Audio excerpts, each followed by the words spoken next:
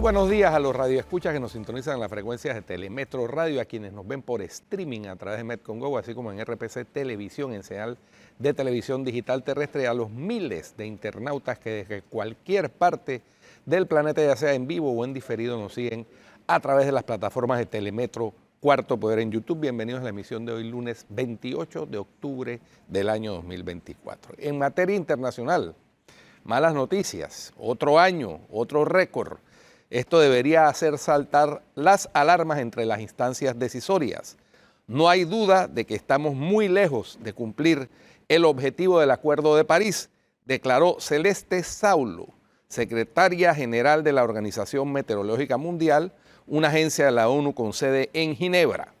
La concentración de gases de efecto invernadero volvió a romper todos los récords en 2023 y en las últimas 2 décadas los niveles de dióxido de carbono, el principal de ellos, aumentaron un 11.4%, indicó este lunes la Organización Meteorológica Mundial, OMM, que aseguró que esto condena al planeta a muchos años de aumento de las temperaturas. Según el informe anual sobre concentración de estos gases que la agencia de la ONU publica 2 semanas antes de que se inicie la cumbre del clima en Bakú, se alcanzaron el pasado año niveles de dióxido de carbono de 420 partes por millón, lo que supone un aumento del 151% respecto a niveles preindustriales, es decir, antes de 1750. Se midieron además 1.934 partes por 1.000 millones de metano y 336,9 partes por 1.000 millones de óxido nitroso, los otros 2 gases causantes del calentamiento global, con niveles que suponen aumento con respecto a la era preindustrial del 265% y del 125% respectivamente. No son meras estadísticas. Cada parte por millón y cada fracción de grado de incremento de la temperatura conllevan consecuencias reales para nuestras vidas y nuestro planeta, declaró Saulo. Influyó en ese aumento la transición del fenómeno de la Niña del Niño, ligado este último a un aumento de las temperaturas en el Océano Pacífico, y la funesta temporada de incendios, cuyas emisiones de CO2 fueron un 16% superiores a la media de años anteriores con grandes fuegos forestales en países como Canadá o Australia. El metano y el óxido nitroso, generado por causas naturales, pero también antropogénicas, como la agricultura, la ganadería o la quema de biomasa, experimentaron aumentos de concentración menores a los de 2022, según el informe de la OMM. La Agencia Meteorológica de Naciones Unidas advierte que aunque las emisiones se redujeran rápidamente hasta alcanzar un nivel cero neto, es decir, que fueran paliadas por fenómenos de absorción como los que ejercen los bosques, se tardaría décadas en reducir los actuales niveles de temperatura por la larga permanencia del CO2 en la atmósfera. Por otra parte, Irak presentó oficialmente un memorando de protesta que incluye la condena de la flagrante violación cometida por Israel al violar el espacio aéreo y la soberanía de Irak y utilizar el espacio aéreo iraquí para llevar a cabo el ataque a la República Islámica de Irán el 26 de octubre de este año, indicó un comunicado oficial iraquí. La nota de protesta fue dirigida al secretario general de la ONU, Antonio Guterres, y al Consejo de Seguridad.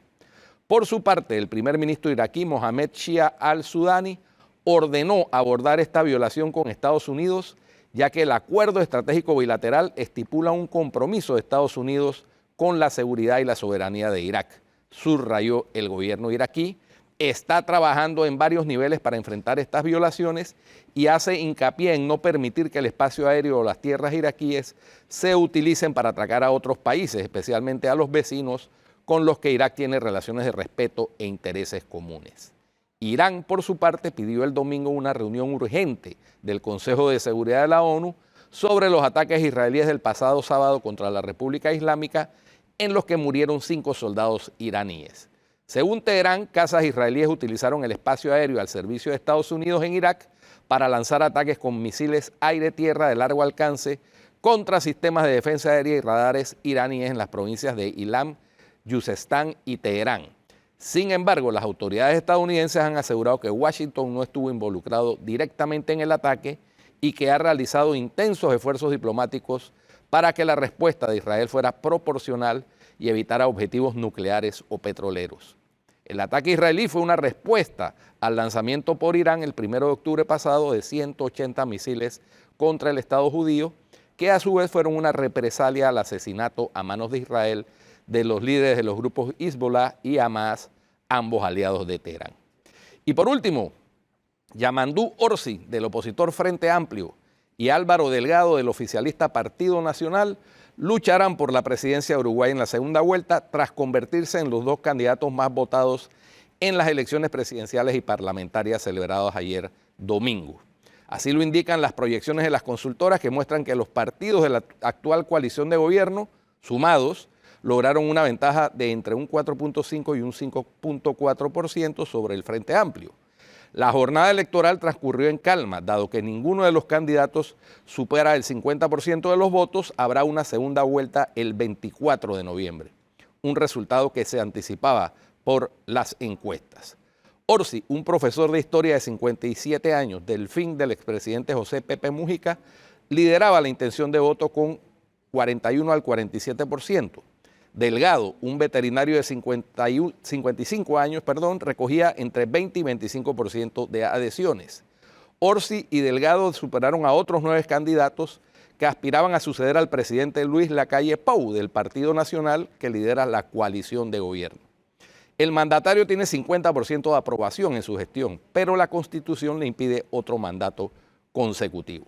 El tercero en la carrera, con 15 a 16%, era el mediático abogado de 40 años Andrés Ojeda, el aspirante del Partido Colorado, que también integra la coalición del gobierno y que cobró impulso con su forma poco convencional de hacer política, por la que se le compara con el presidente argentino Javier Milei. Así que vamos a ver qué pasa el 24 de noviembre.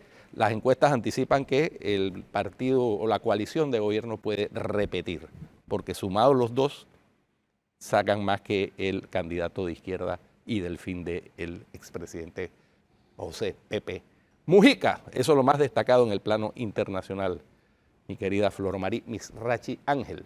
Bueno, y en el plano local también hay noticias de elecciones internas de CD, pero antes, y ya nos acompaña nuestro invitado del día de hoy, nuestro primer invitado del día de hoy, vamos a hablar del presupuesto, que eso tiene mucho más impacto en el país que lo que pasa en unas elecciones internas, que después también vamos a hablar de eso. Presupuesto, se presentó el tercer documento de presupuesto en menos de 2 semanas, casi parecido al de este gobierno, al de este año, son 4% menos versus el 15% menos que representaba el primer documento presentado. Y ya se cumple con las leyes de educación, de descentralización, etcétera, etcétera, etcétera. Se le sube al MOP, se le sube a UNACHI. Queda parecido al que fue modificado en este año. ¿Tu lectura? Mi lectura es que lo que ha sucedido es principalmente responsabilidad del Ejecutivo y del Ministerio de Economía y Finanzas, que ha habido un relato de que la culpa es de la Asamblea. La culpa no es de la Asamblea. La Asamblea no fue la que presentó el presupuesto tarde. El que presentó el presupuesto después de los 40 días que establece la Constitución y la ley fue el órgano ejecutivo. El que incumplió con leyes fue el órgano ejecutivo. Si yo soy ministro de Economía y Finanzas y tengo que preparar un presupuesto, lo primero que tengo que ver es cuáles son las leyes que regulan el tema, qué dice la Constitución y qué dicen las leyes sobre eso. Hay una ley de responsabilidad fiscal que establece un tope de déficit fiscal. Yo tengo que cumplir con eso. Hay una ley que no se aprobó ahora, se aprobó en el 2022, producto de las protestas y el diálogo que el 7% del PIB a la educación. Hombre, si yo no estoy de acuerdo con que a educación se le dé el 7% del PIB, tuve julio, agosto, septiembre para presentar un proyecto de ley a la Asamblea y decir, vamos a cambiar eso. No lo hiciste, tienes que cumplir con eso. Hay una ley de descentralización que es del 2009, reformada en el 2015, que dice que lo recaudado de impuesto de inmueble en el año anterior debe ir al año siguiente a la descentralización. Eso está en la ley. Era 56 millones y ahora ya... No, era 170 y pico millones de dólares. No, 56 en el primer presupuesto presentado. Bueno, pero lo que te quiero decir, lo recaudado en los últimos años en impuestos de inmuebles, más o menos por el orden de los 170, 175 millones de dólares al año. Entonces tú no puedes venir y decir, yo no lo voy a poner lo que dice la ley, yo lo voy a poner la mitad. Y después vemos en el transcurso del año, no, tú tienes que cumplir con la ley. Entonces, ¿eso de quién es culpa? ¿De la Asamblea? ¿De quién es culpa que tú hayas presentado un presupuesto del Ministerio de Obras Públicas para el 2025 con 4.9 millones de inversión? Que subió 870 y pico después. Sí, pero por culpa de la Asamblea. No. O sea, por culpa tuya. ¿Cómo tú ibas qué tú pretendías? ¿Qué pasaba con todas las obras en ejecución que estaban en el presupuesto? ¿Qué me llama la atención? El presidente el jueves en la conferencia dijo, no vamos a hacer el chantaje. El viernes entonces se presenta un presupuesto que es casi igual, el ministro había dicho, va a subir más o menos 1.000 millones, subió 3.276 millones de dólares. Entonces, ¿chantaje de qué? Es que te reitero, mi posición ahí es que, ahí si tú me puedes decir, bueno, ¿en cuánto subió el presupuesto a la Asamblea? Porque la Asamblea me chantajeó para subirme. No subió, sí, pero, el último no subió nada. Pero a eso voy. Es que todo lo otro que subió, ¿dónde subió? En educación. Subió 800 y pico millones en el MOP, porque tú inicialmente lo habías puesto en 4.9. Subió 100 millones en el MIBI, ¿por qué? Porque tú le habías puesto 3.5 millones de dólares al MIBI en la primera. Los dos que más subieron son educación y seguro social. Sí, ¿y cuál fue la presión de la Asamblea en eso? Bueno, para la descentralización. El tema es que el presidente dijo una cosa en la conferencia, es más, dijo que el presupuesto iba a ser conservador, sí o sí, y de conservador no tuvo casi nada, porque efectivamente hay aumentos o asignaciones presupuestarias que se dan por ley, pero entonces hay que recortar en donde no hay esa obligación, y eso de trabajo no se hizo. De recortar donde no hay la obligación inclusive de asignar recursos. El presupuesto que inicialmente presentaron tenía un aumento de 400 millones en funcionamiento y una disminución de varios miles de millones, 5.000 millones en inversión. Sí. Entonces ahora han subido más que nada de inversión y funcionamiento no han bajado, incluso ha subido. Entonces, ¿qué es lo que pasa aquí? Por las leyes especiales, en teoría. Sí. Que de nuevo, representan 300 millones de dólares al aquí año. alguien le dijo al ministro de Economía y Finanzas que él podía violar la ley sin consecuencias. Alguien le dijo al ministro de Economía y Finanzas que él no estaba obligado a presentar el presupuesto en los 40 días. Alguien le dijo al Ministerio de Economía y Finanzas que ellos no tienen que cumplir con la ley de responsabilidad fiscal o con la del 7%, o la del 7%, la de descentralización, o que él podía poner presupuesto sin tener el subsidio del tanque de gas y que después, porque lo que me han dicho algunos es que él le dice, no te preocupes por eso, si yo después te lo doy en el transcurso del año. Entonces me estás mintiendo, pues, porque si tú me presentaste un presupuesto de 26.000 y lo que le decías a todos, no te preocupes, ministro de Obras Públicas, porque hayan solo 5 millones, después te vamos a pasar más plata. Entonces, él dice que ese era el caso en gobiernos locales y era el caso en el MEF, en el propio MEF, por el subsidio de gas. Ahora, el subsidio del tanque de gas está incluido, debo decirlo. Aumento del subsidio del tanque. No, el subsidio del tanque de gas está incluido en el impuesto a los combustibles. Es decir, eso no fue que hallaron de dónde, porque eso está incluido. Cada vez que uno echa $1 de combustible, una parte de ese dólar es para el subsidio del tanque de gas. Correcto, pero entonces, él le subió en este último presupuesto 180 y pico al MEF para el subsidio de gas y interés preferencial. Sí, pero de nuevo, tal como lo está diciendo Guido, es que ya hay un impuesto que una parte de eso debe ir para ellos. Igual que, por ejemplo, el impuesto al seguro educativo. Hay una parte que va para el FES, hay otra parte. Si tú no lo incluyes, tú estás violando la ley. Estoy de acuerdo. Es que entonces, no digo que estoy en desacuerdo, estoy tratando de relatar los hechos y poner las partes yo reitero, aquí hay una situación en la que la culpa de parte del Ejecutivo se la han querido echar a la Asamblea. Y yo tengo que decir aquí que la culpa de lo que ocurrió no es de la Asamblea, la culpa de lo que ocurrió es del Ejecutivo. Por otra parte, y el presidente decir el pasado jueves que él no va a convocar a sesiones extraordinarias para discutir el presupuesto, también es equivocado, porque es que la ley dice que la Asamblea, su comisión de presupuesto, tiene 30 días para el primer debate. Entonces, ¿cómo tú vas a cumplir 30 días para el primer debate si tú presentaste el proyecto en octubre y las sesiones se acaban el 31 de octubre? Hay otras Entonces, dos tú quieres cosas que la que ha Asamblea lo dicho- apruebe a la carrera sin hacer las vistas presupuestarias. Eso es lo que va a pasar. Eso es lo que va a pasar si la Asamblea se doblega y acepta aprobar esto antes del 31 de octubre. ¿No hubiera sido políticamente conveniente para el Ejecutivo que el Legislativo aprobara el presupuesto, no lo aprobara, que lo rechazara y que se quedara el presupuesto este año y ellos metían contención del gasto? Es que eso es lo preocupante de lo que está ocurriendo, porque tú tienes dos artículos de la Constitución que contemplan dos supuestos distintos, el 272 y el 273.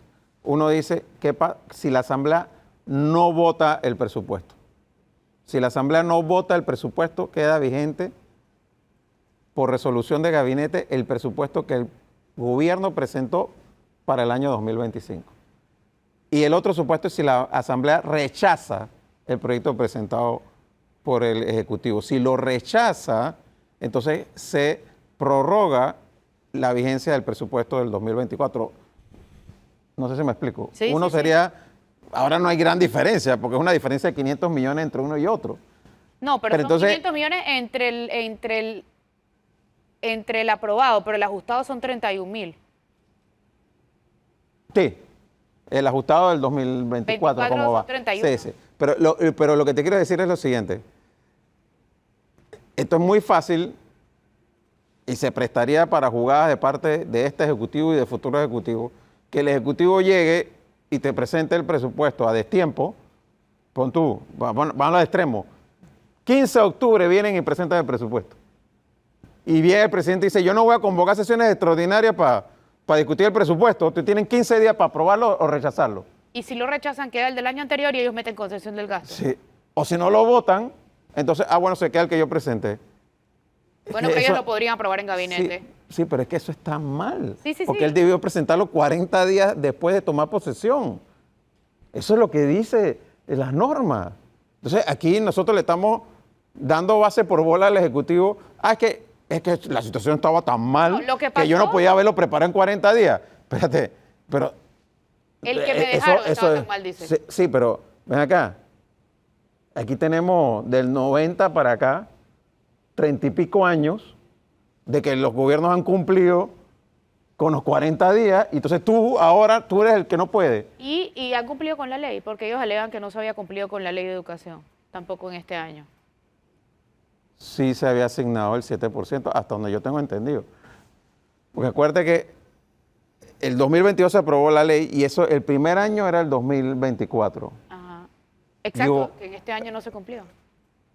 Bueno, yo no sé si era el 7% del PIB, pero sí sé que fue un aumento, o sea, exponencial Sí, sí, el que sí. tuvo el presupuesto, que, ojo, que cuando hablas del 7% del PIB no es al Ministerio de Educación, es a todo el educación, sector de de toda la educación. educación. Todo el Por eso es que sistema. subieron Incluye pan todas deporte, y incluye cultura. universidades, Universidades, cultura. cultura y pan Sí, deporte. sí, sí. Entonces, de nuevo, pero es que lo que te reitero, ellos no llegaron al gobierno el 1 de octubre, ellos llegaron al gobierno el 1 de julio. Ya tú el 1 de julio tenías que saber que tenías que pensar en que había que asignar 7% del PIB al sector de educación. Y si te parecía demasiado, si te parecía exagerado, modificar la había que ley. modificar la ley, pues. Tuviste el tiempo de sobra para hacerlo, o por lo menos para proponerlo, y no lo hiciste. Querías proponer o no quieres estar sujeto a lo que dice la ley actual de responsabilidad fiscal. ¿Por qué tú presentas ese proyecto de ley después de que presentaste el presupuesto? Ahora, lo hubieras una presentado pregunta. antes. En educación queda sin ejecutar parte del presupuesto todos los años. La pregunta es, ¿tiene el Estado la capacidad para gastarse o ejecutar la totalidad de ese presupuesto tan grande? Es que esto es muy sencillo, Flor. Lo que se aprueba es un presupuesto. Correcto. Si tú no recaudas lo que Presupones. presupone que vas a recaudar, tú haces contención del gasto y comienzas a quitar. Entonces, lo primero que debes hacer, hombre, y lo voy a decir porque me parece obvio, pero parece que allá en el Ministerio de Economía y Finanzas lo obvio no es tan obvio para ellos, es que lo primero que tú tienes que hacer en el transcurso del año, bueno, ¿cómo va la ejecución del presupuesto del Ministerio de Educación? Estás subejecutando. tenía 500 millones para invertir y a junio solo has podido comprometer 50 millones. Te recorto ahí, pues, porque ya es obvio que tú no vas a terminar los 500 millones al final del año. Así con cualquier otra institución. Eso es lo que va a corresponder hacer. ¿Me explico? Pero lo que tú no puedes es tirar una tijera antes, pasando por encima de leyes que están vigentes. Tenemos que ir a un cambio, pero hay dos temas más muy importantes, pero hay que contestarlos como que súper rápido, porque tenemos que ir a cambio. Uno, elecciones del panameñismo, ¿en qué ha quedado eso? ¿Sigues aferrado a la silla? Yo nunca estaba aferrado a la silla. Aquí mismo en Metcon yo dije en mayo que el camino del panameñismo era la renovación y que nosotros íbamos a hacer convención extraordinaria en el 2025 y eso es lo que vamos a hacer. ¿Cuándo? En marzo del 2025 ya se convocó. Ok, segundo punto del orden del día.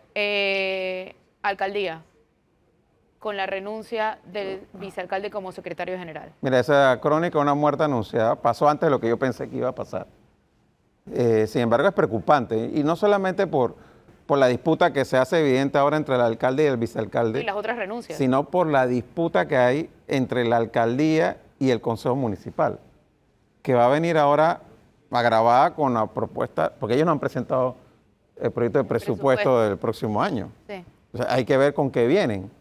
Y entiendo que, por lo menos de parte del Consejo Municipal, mucha gente siente que gran parte de esas peleas venían generadas más por el vicealcalde que por el alcalde, por interpretaciones antojadizas de las normas municipales. Y el tercer punto es las elecciones de CD ayer, en las que Yanivel Ábrego le ganó a Roberto Enríquez, o sea, Mulino y Ventura Vega se impusieron ante Martinelli. ¿Qué impacto tiene eso en el acontecer político, por lo menos en los próximos 3 meses? Yo creo que era evidente que iba a ganar Yanivel. En política el trabajo político importa. Yanivel tiene más de 5 años, está trabajando al interno de Cambio Democrático. ¿Y Roberto Enríquez? En unas primarias, las últimas, ella sacó 40 y pico por ciento, 40 y pico altos. 42. No, en las primarias. ¿En las primarias? 47. 40 y pico por ciento alto en contra de Rómulo, así que tenía un liderazgo dentro del Cambio Democrático que ahora quedó validado con esta Pero elección. esto demuestra nuevamente que a los que apoya Ricardo Martinelli no ganan, salvo Mulino. Sí, pero yo no, tampoco me sentiría como tan seguro de eso, porque la relación de Martinelli con Yanivel tiene sus altas y sus bajas. O sea que y si así no como se han están arreglado, peleados, se van a arreglar. yo pienso que esta semana no pasan en que haya una reunión Y entre Yanivel y... ayer Martínez la felicitó. Sí, Sí, sí, sí. eso es. Ahora, él sigue haciendo actividad política, violando la Convención de Asilo abiertamente, Totalmente. sin que la Cancillería de Panamá diga nada. Y que lo iban a evaluar, lo dijo Mulino en una de las conferencias de Dijo prensa, que pero sigue evaluándolo. de eso se está encargando la Cancillería, Ujú. pero no sabemos cómo se está encargando, porque él sigue abiertamente, en estas elecciones, abiertamente mandó mensajes grabados desde la embajada Sí, en las redes sociales. Sí. Entonces, Y por último, tu relación con Rómulo Rux después del 5 de mayo. Bueno, habremos hablado como 3 o 4 veces.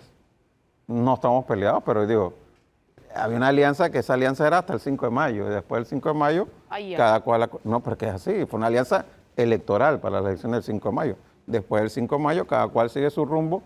Seguimos siendo amigos, nos seguimos hablando, pero no estamos aliados. ¿Me explico? Ya la alianza entre el panameñismo y el CD terminó. terminó. Ahora viene la alianza CDRM. Es lo más probable, porque Pero- el CD pero- quiere ese gobierno. Pero RM decía que Yanivel iba a llevar al CD al PRD. O a la RM. Ese fue el señalamiento Depende que de las hizo. negociaciones. El señalamiento que hizo el asilado fue ese. Pero bueno, vamos Muchas gracias, a un José cambio Blandón. y ya Vamos a un volvemos. Al cambio orden. y regresamos con nuestro siguiente invitado.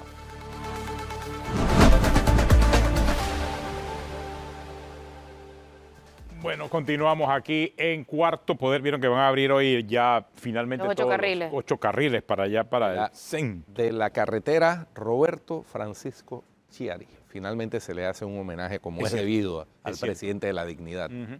Y en un buen lugar y con un buen proyecto, porque realmente es un proyecto importante. Pero nos acompaña Nicolás García, él es presidente de la Asociación de Médicos Internos de Panamá.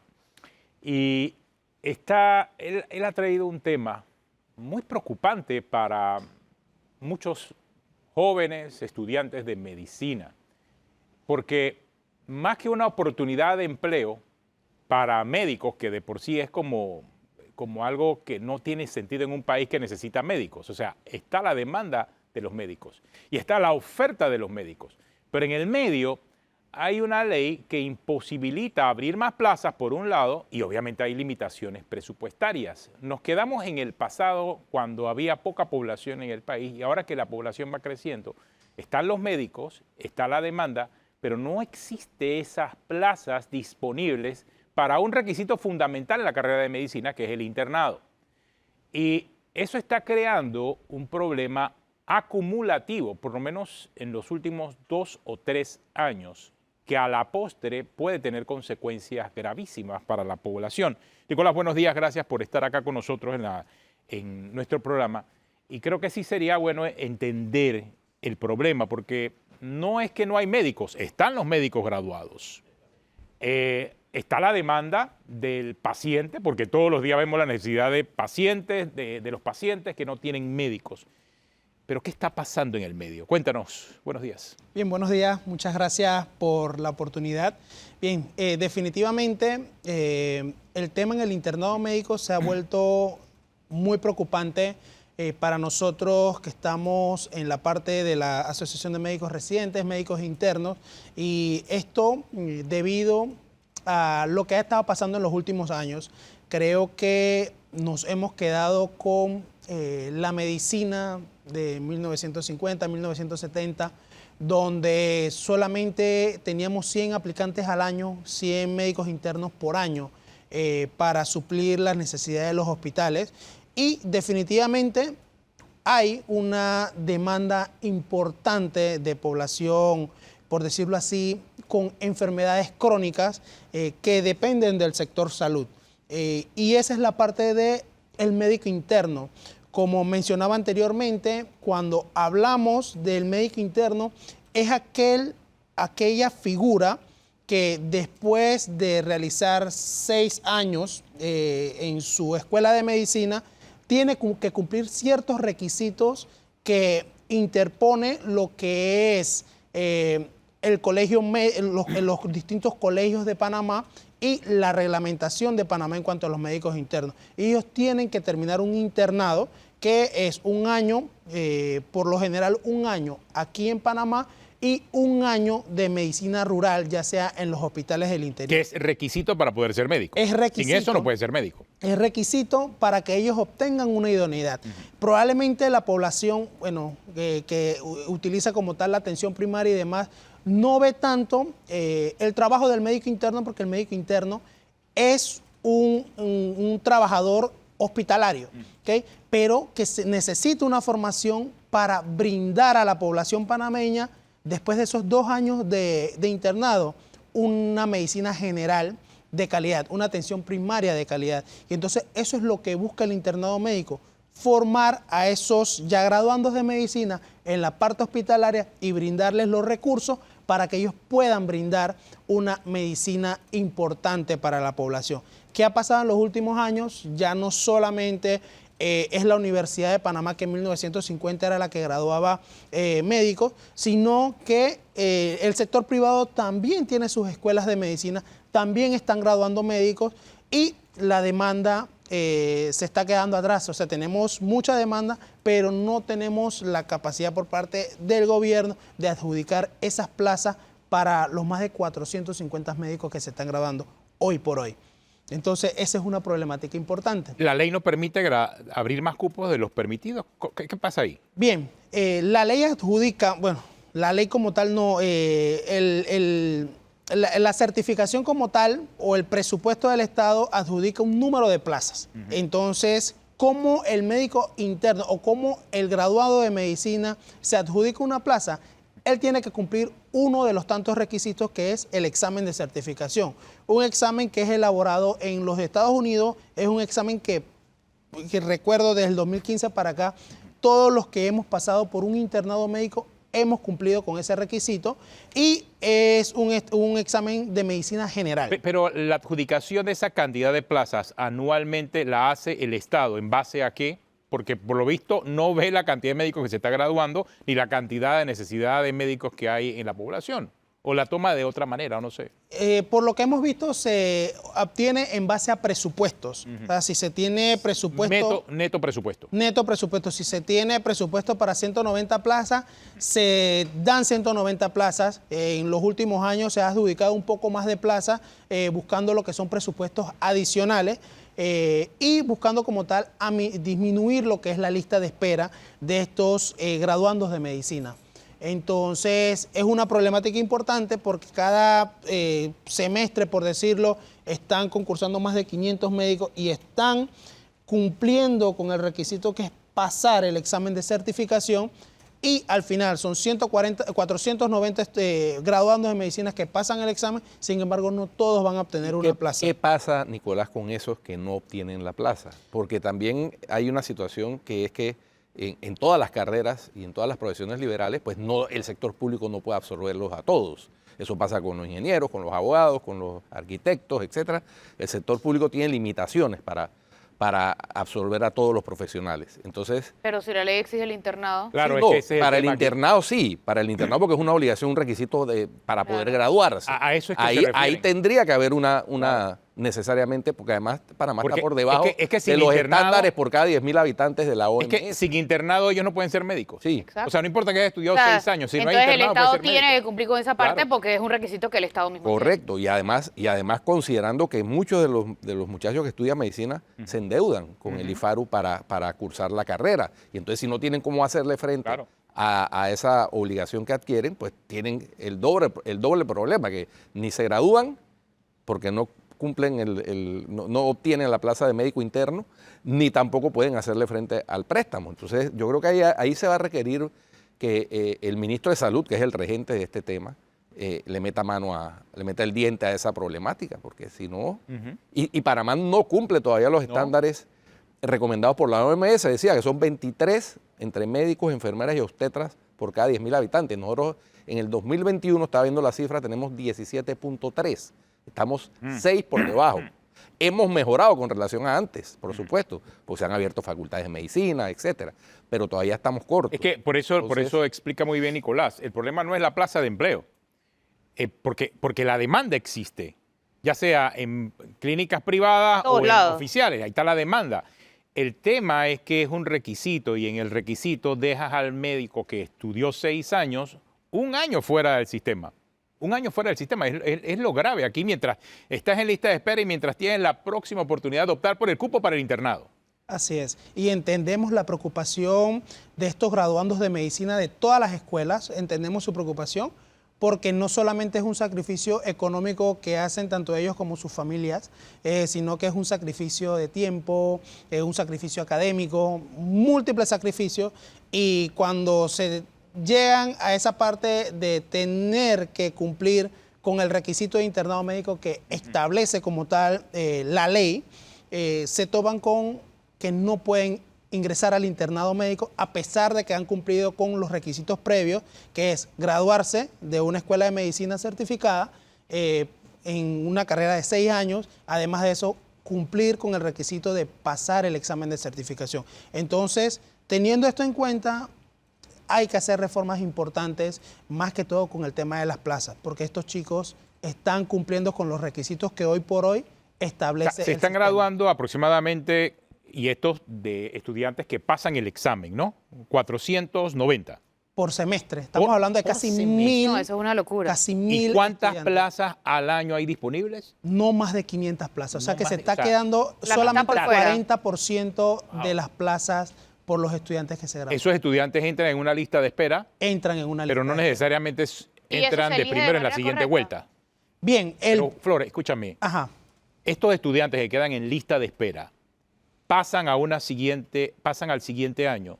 ¿Son los primeros que entran cuando aparecen las nuevas plazas? Así es. Y es otra problemática que tenemos también porque se obtiene la capacidad que tiene el graduado de elegir una plaza es en base a la nota que obtuvo en el examen de certificación. El examen que proviene de los Estados Unidos, un examen muy bien establecido, y ellos, por poner un ejemplo, si yo saco 90 de 100 en el examen, voy obteniendo las primeras plazas. ¿Okay? Si soy la nota más alta, el 90 de 100, que es la nota más alta, obtiene la plaza que él elige en el banco de 190 plazas que se establece el gobierno. Entonces, él elige la primera plaza. Si quiso elegir como primera plaza complejo hospitalario y su segundo año de destino Chiriquí, él elige su primera plaza porque fue la primera nota. Y así va sucesivamente dependiendo el orden del puntaje. No es por rosca. No es por rosca, pero hay una problemática importante con el tema de la lista de espera. Una vez se han establecido estas listas de espera, se ha buscado diferentes mecanismos para que estos graduados puedan obtener una plaza en el internado. ¿Okay? Y uno de esos mecanismos, y que es el descontento de algunos de los estudiantes, de muchos de los estudiantes que se gradúan, es que, por ejemplo, si el estudiante que quedó en la lista de espera obtiene una plaza, un puntaje de 50, él elige de primero en la siguiente ronda, por arriba del estudiante que saca 90 en esa ronda nueva. Entonces hay un descontento porque muchas veces las mejores plazas de internado las obtienen los estudiantes que quedan en la lista de espera, que no debe ser.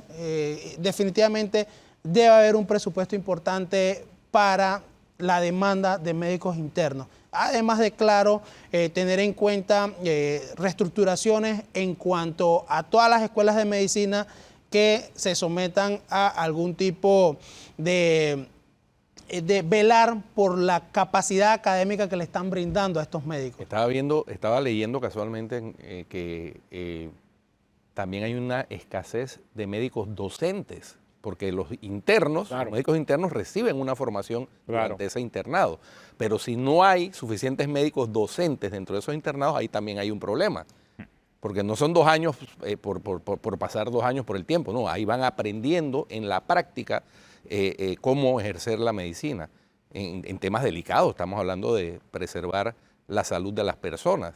Entonces, ahí hay que hacer toda una revolución en ese aspecto. Hay que hacer, y ese tema es importante que se tenga en cuenta, porque los médicos docentes probablemente sean el mismo número, pero ahora en vez de darle docencia a 2 médicos internos por área, tienen que darle docencia a 10 médicos internos por área. Y la capacidad académica que adquiere ese médico interno... ¿Cuántos años ya tiene este problema?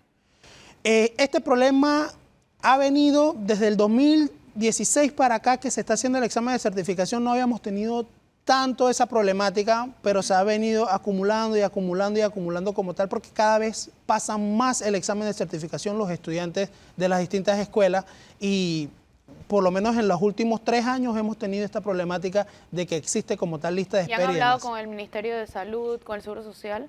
Bueno, sé que existe una mesa en donde estamos incluidos como tal nosotros como Asociación de Médicos Residentes Internos para reformas, o sea, valorar qué se puede hacer en pro de que más médicos internos puedan lograr sus plazas. Eso se está realizando, se están viendo eslabones que creo que son importantes modificar, más que todo lo que es el puntaje del examen de certificación, que definitivamente debe subir su puntaje, y además de eso, valorar como tal una reforma en el internado médico, que en vez de ser 2 años de internado, se realice 1 año y medio de internado, en donde se puedan enfocar estos chicos, estos graduandos, en enfocarse como tal en las necesidades básicas, ¿okay? En las materias básicas que ellos tienen que afrontar para poder ejercer como idóneos en el país.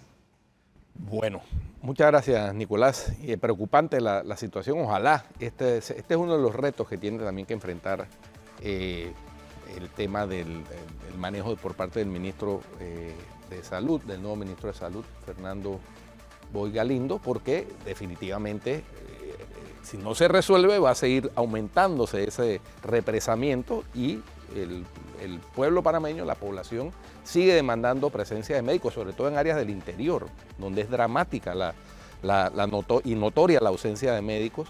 Yo me acuerdo que antes los internos iban a hacer su internado al interior sin problema. Ahora yo no sé si eso también sea Eso se una mantiene. situación. Eso se mantiene. El médico interno tiene que hacer un año en la ciudad. Muchos hacen un año. Eso depende de cada hospital, porque no todos los hospitales tienen capacidad de atender médicos internos. Tienes que tener un hospital que tenga capacidad docente. ¿Okay? Entonces, por ejemplo, en Chiriquí tenemos hospitales docentes donde el interno puede optar por hacer sus 2 años allá, pero va a depender de cada hospital. Pero siguen haciendo su segundo año en el interior. El problema es el crecimiento exponencial de la cantidad de estudiantes que ya están pasando el filtro del examen. Y si hoy en día se están graduando 1,000 por año, dentro de 2 años se van a graduar 2,000, lo más Así probable. es. Y si no hay una respuesta, va a tener una gran cantidad de personas que estudiaron medicina y que no pueden ni Ejercer. siquiera ejercer. Y hay algunos Pero que hay estudian en una el cosa que- extranjero también. Ah, encima. Sí. Y esos que estudian en el extranjero tienen que pasar por esto también. Así es. Y es, Sí. o sea, el de cada año incluye los que no pasaron el año pasado y los que pasaron este año. Y van de primeros en la lista aunque no tengan las mejores calificaciones. Exactamente. Lo correcto no sería que los entrelacen con los nuevos según calificaciones. Sería lo ideal. El tema con eso es una problemática por todas partes, porque el tema con eso es que probablemente con la puntuación que ya obtuvieron previamente, nuevamente queden en una lista de espera. Entonces, vamos a tener graduados con 2 o 3 años en lista de espera. Entonces, o pueden optar por repetir el examen o pueden optar por una lista de espera. Increíble. Bueno, problema grave. Es un problema grave por Muy todas grave. partes. Y mientras la gente muriéndose. Y mientras la gente Y necesita sin, médicos. y sin atención y que le dan la cita para dentro de 6, 7 meses. Exacto. Increíble. Bueno, vale. Gracias, Nicolás, por acompañarnos aquí en Cuarto Poder. Una pausa, regresamos en breve.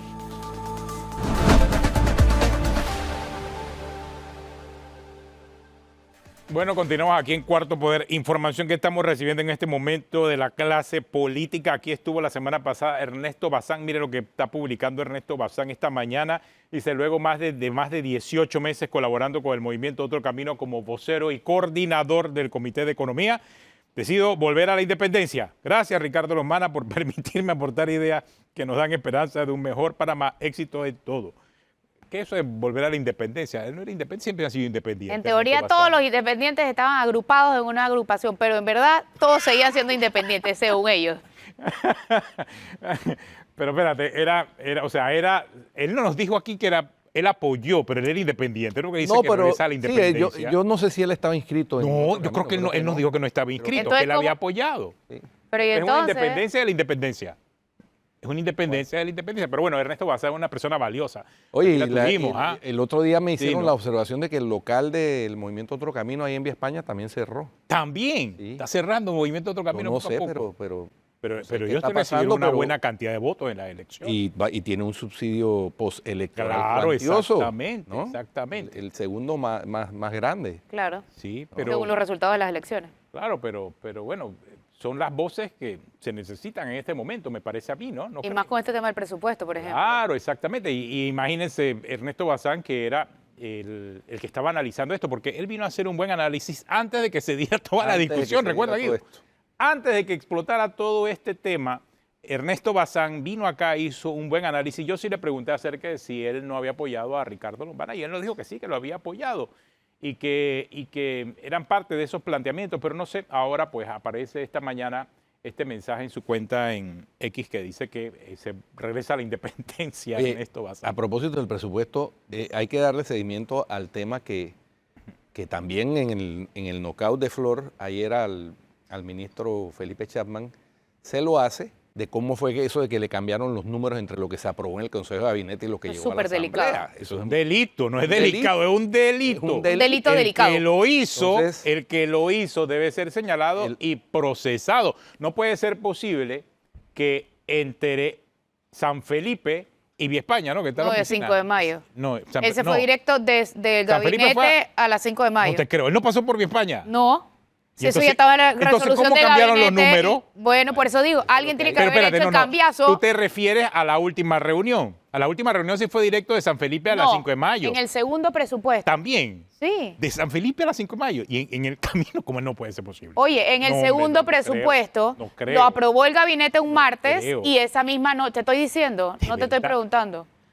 No, Es no, no, verdad. no, por eso, pero yo no, lo que no creo es cómo se cambió el número Bueno, de San eso- Felipe a las 5 de eso es mayo. lo De que San dice- Felipe a las 5 de mayo. Eso es lo que dijo el ministro, que van a investigar. y De va a San ser Felipe a las público 5 de el mayo le cambiaron a Felipe el número. Y no solamente dijo que va a ser, sino que va a ser público San Felipe. el resultado Claro que de la sí. investigación. Él, Claro. él dijo, él se comprometió. Sí, a él hacerlo dijo público. eso. Es que es un delito. Salió de San Felipe y a Felipe le cambiaron el número. Claro, imagínate eso. Qué vaina. O sea, o sea, cambiar el número en el camino. Aparte, la rapidez con la que ocurrió. Mira, O sea, porque errores humanos pueden haber. el Y fueron, tema, en la primera vuelta fueron detectados rápidamente al ver el presupuesto del Ministerio de Obras el Públicas. tema ¿no? Y creo que presupuestario- también él mismo lo reconoció en el knockout de Flor de sí, ayer. y el tema presupuestario, porque él también dijo en el knockout, el tema presupuestario es tan delicado que las calificadoras de riesgo están observando qué se aprueba en Panamá como presupuesto finalmente, porque eso denota el parte del manejo fiscal responsable. Entonces, si llegamos al escenario que es el menos deseable de todos, de que se rechace el presupuesto por la Asamblea y entre en vigencia el presupuesto fiscal vigente actualmente del año 2024, que es un presupuesto irreal, recordemos que el ministro y el presidente hablaron de sincerar el presupuesto. Entonces, eso tendría consecuencias en la opción que están apuntando ellos de recuperar el grado de inversión o recuperar la confianza de los inversores. Así que no es cualquier tema. Lo que sí hay que investigar en detalle, más allá de quién hizo el cambio, es cómo cambió el presupuesto entre 2023 y 2024 en función del gobierno pasado, ojo. Porque por lo 37 presentados, 30 No. aprobados, 31 ajustados. Por lo que sí, pero me refiero al gobierno anterior, al último presupuesto del gobierno anterior. Porque ahí fue donde hubo el salto cuántico ese de 5.000 millones, Sí. que volvemos a ver reflejado en el presupuesto. Y que leyendo a Felipe Chatman, veo que tiene mucho que ver con leyes especiales. Y obviamente, o sea, si la ley te establece, independientemente que puedas estar en contra de si debe ser el Producto Interno Bruto versus los ingresos, que debe ser el 7% del PIB para educación, eso es lo que la ley establece y eso es lo que debes poner en el presupuesto. Claro. Es un tema de Y procedimiento. como no puedes tocar eso a menos de cambiar la Claro. ley, pues entonces tienes que hacer los Entonces- recortes en otro lado Entonces, o recaudar más. claro, Esa es- o pagar más impuestos, como dijeron los diputados, ¿no? Recaudar Pagar más mejor, impuestos. recaudar mejor. Mejorar la recaudación, puede ser esa. Exactamente. Pero al final, de igual manera, independientemente del presupuesto, la contención del gasto se puede dar. Porque si no hay ingresos, no hay plata. No hay plata. Exacto. No hay plata. O sea, Y- o recoges más o cortas. ¿Qué hacía el Aquí gobierno anterior? Deuda. No decía que no había plata, sino que se iba y pedía plata prestada. Y ahí vemos el resultado del endeudamiento que tiene el país. Duplicó la deuda externa, la deuda pública del gobierno. Bueno, aquí hay que hacer contenciones de tiempo porque se Sí. nos acabó. Se nos acabó el tiempo. Si usted sigue en Telemetro Radio, siga con los muchachos del Bronx y en RPC Televisión, El Gordo y la Flaca. Hasta mañana.